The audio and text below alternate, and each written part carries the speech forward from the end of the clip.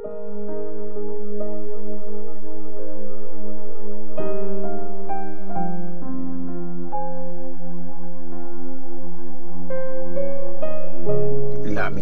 chapter 1. Ang kalungkutan ng Jerusalem. Sobrang lungkot ng Jerusalem na dati puno ng tao. Ngayon, para na siyang isang biyuda. Pero dati, sa buong mundo, siya ay kilalang kilala. Dati, nangunguna siya sa mga city. Pero ngayon, naging alipin na lang siya. Buong magdamag siyang umiiyak.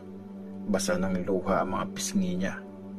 Mga dati niyang lovers, wala nang natira para mag-comfort man lang sa kanya. Mga dati niyang kaibigan, lahat nag-traitor sa kanya. Ngayon, makakalaban na sila. Pinatapon at naghihirap na ang Juda. Naging alipin na siya. Pinatapon siya ngayon sa ibang bayan. Wala siyang lugar na mapagpapahingahan. Napaligiran na siya ng mga kaaway. Wala nang paraan para siya ay makatakas. Sobrang lungkot na mga daan papuntang Zion. Wala nang pumupunta sa mga piyesta doon. Ang mga gate niya ay napabayaan. Dumadaing ang mga priests at nahihirapan. Naging master niya ang mga kalaban. Sila pa ang naging makapangyarihan. Dahil kay Lord, kaya siya nahihirapan. Sobra-sobra kasi ang kanyang kasalanan. Ang mga anak niya ay wala na. Sa mga kalaban, nabihag na. Ang dating ganda ng Jerusalem ay wala na. Mga leader niya, para mga deer na walang makainang damo. Hinang-hina silang nagsitakas sa humahabol sa kanila. Sa kanyang sobrang kahirapan, naalala ng Jerusalem lahat ng magagandang bagay na meron siya dati. Nang nabihag siya ng kaaway, wala man lang tumulong. Sa pagbaksak niya, nag-celebrate ang mga kaaway habang pinagtatawanan siya. Nagkasala ng matindi ang Jerusalem. Kaya siya ay naging kahiya-hiya. Tinakwil na siya ng mga dating pumupuri sa kanya. Kasi nakita nila ang kahihiyan niya. Tumadaing siya. Wala na siyang mukhang maiharap. Ang karumihan niya ay di na maitatanggi. Di niya pinag-isipan kung anong mangyayari. Grabe ang pagbaksak niya. Wala man lang nagko-comfort sa kanya. O Lord, tingnan niyo ang paghihirap ko, kasi ang mga kalaban ko ay nanalo. Sinamsam ng mga kalaban lahat ng yaman niya. Nakita niyang pumasok sa loob ng temple. Ang mga dayuhang bawal na bawal pumasok doon. Ang mga tao ay dumadaing. Naghahanap sila ng makakain. Kayamanan nila sa pagkain ipinagpapalit para ang lakas nila ay bumalik. Sabi ng Jerusalem, O Lord, tingnan nyo, talagang kawawa na ako. Kayong mga dumadaan, wala ba kayong pakialam? Naranasan nyo na rin ba ang ganito kagrabing kalungkutan? Sa sobrang galit ni Lord, pinarusahan niya ako nung araw na yun. Mula sa taas, nagpadala siya ng apoy. Sinunog ako hanggang sa mga buto. Naglagay siya ng trap sa aking mga paa. Kaya di na ako makakakilos pa. Iniwan niya akong walang kalaban-laban. Buong araw akong nasasaktan. Inipon niya lahat ng kasalanan ko at pinapasa niya sa akin. Sa leg ko, sinabit ito, kaya naman ang lakas ko unti-unting nawala. Binigay ako ng Panginoon sa mga kaaway. Wala akong laban sa kanila. Pinagtawanan ng Panginoon ang malalakas kong mga sundalo. Mga kabataan kong lalaki, tinurog lang ng pinadala niyang army. Tinapakan lang niya ang mga taga-Juda na para mga ubas sa pisaan. Dahil dito, Umiiyak ako. Puno ng luha ang mga mata ko. Walang nagko-comfort sa akin. Walang nagpapalakas ng loob. Mga anak ko'y napabayaan na kasi mga kalaban ang nanalo. Inunat ko ang kamay ko pero walang tumulong sa akin. Inutusan ni Lord ang mga bansa sa paligid ko para ako ay kalabanin. Tinuring nila akong parang maruming bagay. Pero si Lord ay nasa katwiran kasi sinuway ko ang mga utos niya. Pero makinig kayong lahat. Tingnan niyong maputi ang paghihirap ko. Ang aking mga dalaga at mga binata, tinangay at pinatapon sila. Tumawag ako sa mga kakampi ko, pero tinraitor lang nila ako.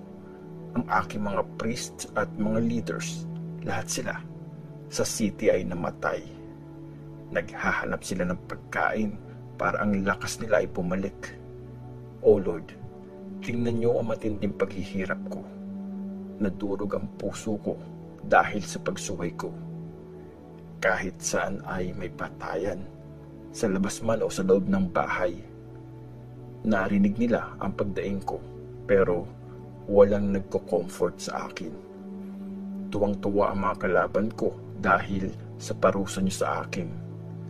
Dumating na sana ang araw na sinabi niyo na maghirap din ang mga kalaban ko. Hatulan niyo sila dahil sa kasamaan nila. Parusahan niyo sila gaya ng pagparusa niyo sa mga kasalanan ko. Dumadaing ako sa paghihirap ko nang hihina na ako. Lamentation chapter 2. Ang parusa ni Lord sa Jerusalem. Dahil sa galit ni Lord, pinahiya niya ang Zion. Pinagsak at sinira niya ang karangalan ng Israel. Nung araw na nagalit siya, kinalimutan na pati ang temple niya. Walang awang winasak ni Lord lahat ng mga bahay sa Israel. Mga city na may matitibay na depensa sa Juda, lahat kanyang giniba. Buong kaharian at mga leaders nito, lubos niyang pinahiya. Sa sobrang galit niya, sinira niya ang puwersa ng Israel. Nang lumusob ang kaaway, tumanggi siyang tulungan kami. Parang apoy ang galit niya'y sumiklab. Tinupok ang buong Israel ng apoy na naglalagablab. Parang kaaway na tinutok niya sa amin ang kanyang pana. Pinatay niya lahat ng kinatutuwaan at pinagmamalaki namin. Naranasan namin dito sa Zion ang nag-aapoy na galit niya. Gaya ng isang kaaway, winasak ni Lord ang Israel. Mga palasyo at mga pader, iniwan niyang gibang-giba. Walang katapusang pag-iyak ang binigay niya sa Juda. Tinurog niya ang temple kung saan namin siya wino-worship. Pinatigil na ni Lord sa Zion ang mga piyesta at ang mga Sabbath. Ang mga hari at mga priest naranasan ang tindi ng galit ni Lord. Nireject ng Panginoon ang mga altar at ang temple niya. Hinayaan niya ang mga kalaban na gibain ang mga pader nito. Sa lugar kung saan kami masayang sumasamba, doon sila nag-declare ng victory nila. Nag-decide si Lord na wasakin ang mga pader ng Zion. Walang dudang winasak niya ang mga ito ng todong-todo. Kiniba niya ang mga tower at pader. Gumuho lahat ang mga ito. Gumuho na rin ang mga gate. Bali-bali na ang mga pansara nito. Pinatapon na sa ibang mga bansa ang hari at mga leaders niya. Hindi na tinuturo ang law. At ang mga prophet, wala ng vision na natatanggap mula kay Lord. Ang mga leaders ng Zion, tahimik na nakaupo sa lupa. Naglagay sila ng abo sa ulo at nagsuot ng mga damit panluksa. Ang mga dalaga naman ay nakaluhod at nakasubsob ang mukha. Pagod na ang mata ko sa kakaiyak. Sobrang sakit na sa puso ko. Grabe na itong paghihirap ko dahil sa pagkawasak ng aking bayan.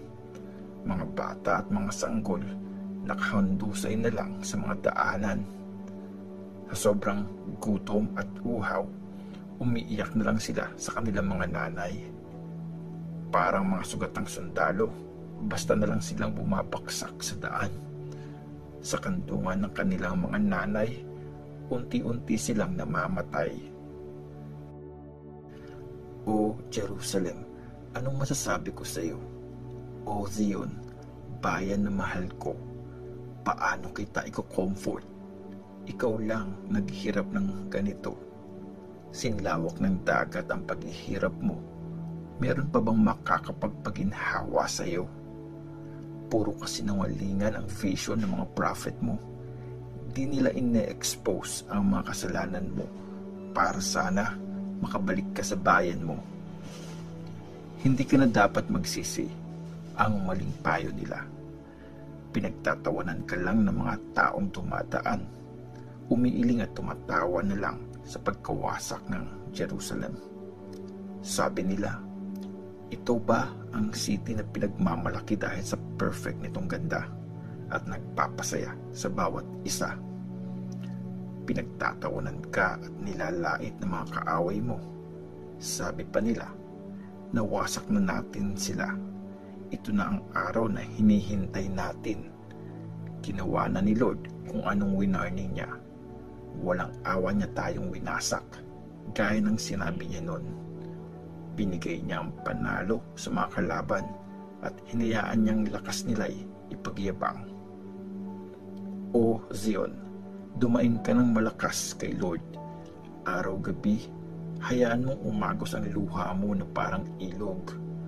Umiyak ka ng umiyak na gaya ng ilog. Huwag kang magpahinga. Huwag kang tumigil sa pagluha. Paulit-ulit kang bumangon sa gabi at umiyak kay Lord. Buksan mo ang puso mo sa Kanya. Magmakaawa ka sa Kanya para sa mga bata nang hihina sila sa gutom at nakahandusay sa bawat kanto. O Lord, tingnan mo, bakit mo po kami pinaparusahan ng ganito? Tama ba na kainin ng mga nanay ang mga anak nilang minamahal? Tama bang patayin sa loob ng temple ang mga priest at mga prophet? Nagkalat sa daan ang mga patay, bata, matanda, dalaga at binata. Pinatay mo po sila ng walang awa. Inubos mo po sila nung araw na nagalit ka. Inimbitahan mo po ang mga kalaban na para bang may piyestahan. Sa araw ng galit mo, wala ni isang nakatakas. Pinapatay mo po sa kanila mga anak kong inalagaan.